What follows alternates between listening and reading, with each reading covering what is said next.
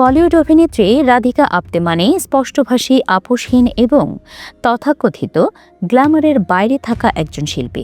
মশলাদার সিনেমা নয়, বরাবরই অন্য ধারার কাজের মাধ্যমেই দর্শকের মনে জায়গা করে নিয়েছে ফার্স্ট খ্যাত এই অভিনেত্রী। তবে তার অভিনয় জীবন মোটেও সহজ ছিল না। একাধিক রিজেকশনের মুখে পড়েছেন তিনি এবং সেই অভিজ্ঞতা আজও তার সঙ্গেই রয়ে গেছে। সম্প্রতি এক সাক্ষাৎকারে দক্ষিণী সিনেমা ইন্ডাস্ট্রিতে কাজ করার তিক্ত অভিজ্ঞতার কথা প্রকাশ করেছেন রাধিকা আপ্তে। যদিও তিনি কারো নাম উল্লেখ করেননি, তবে অভিজ্ঞতাগুলোকে কঠিন সময় বলেই বর্ণনা করেন। রাধিকা জানান, এক সিনেমার শুটিং এর সময় তাকে আরও সেক্সি দেখানোর জন্য শরীরের বিভিন্ন অংশে জোর করে প্যাড ব্যবহার করতে বলা হয়েছিল, এমনকি গোপনাঙ্গে প্যাড ব্যবহারেরও কথা বলেছিলেন।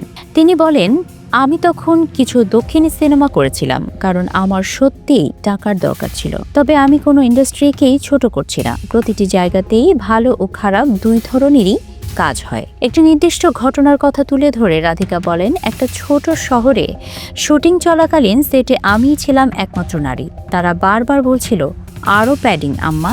একসময় আমি বিরক্ত হয়ে বলি, কাউকে আর কতটা গোলগাল বানাতে চান। তিনি আরও জানান, সেই সময় তার কোনো ম্যানেজার বা এজেন্ট ছিল না। পুরো ইউনিটেই ছিলেন শুধু পুরুষরা। সেদিন প্রথমবার বুঝেছিলাম এটা কতটা অস্বস্তিকর হতে পারে, বলেন তিনি। Radhika Apte all in all, Azhagu Raja, Vetri Selvan, Kabali সহ একাধিক তামিল সিনেমায় কাজ করেছেন।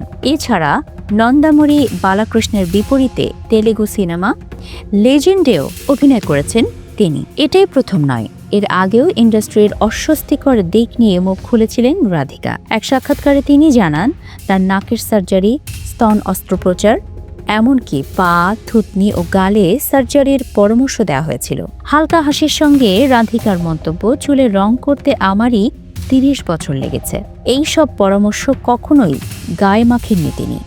নিজের শরীর বদলানোর বদলে অভিনয় দক্ষতাকেই শানিত করাই বিশ্বাসী রাধিকা আপ্তে। উল্লেখ্য, রাধিকা আপ্তে হিন্দি ছাড়াও তামিল, তেলেগু, কন্নড়, বাংলা ও মালায়ালাম ভাষার সিনেমায় অভিনয় করেছেন। সম্প্রতি তাকে দেখা গেছে জি5-এর সিরিজ সালি মোহব্বত এবং নেটফ্লিক্সের রাত আকেলি হ্যায়, দ্য বনশাল মার্ডার্সে।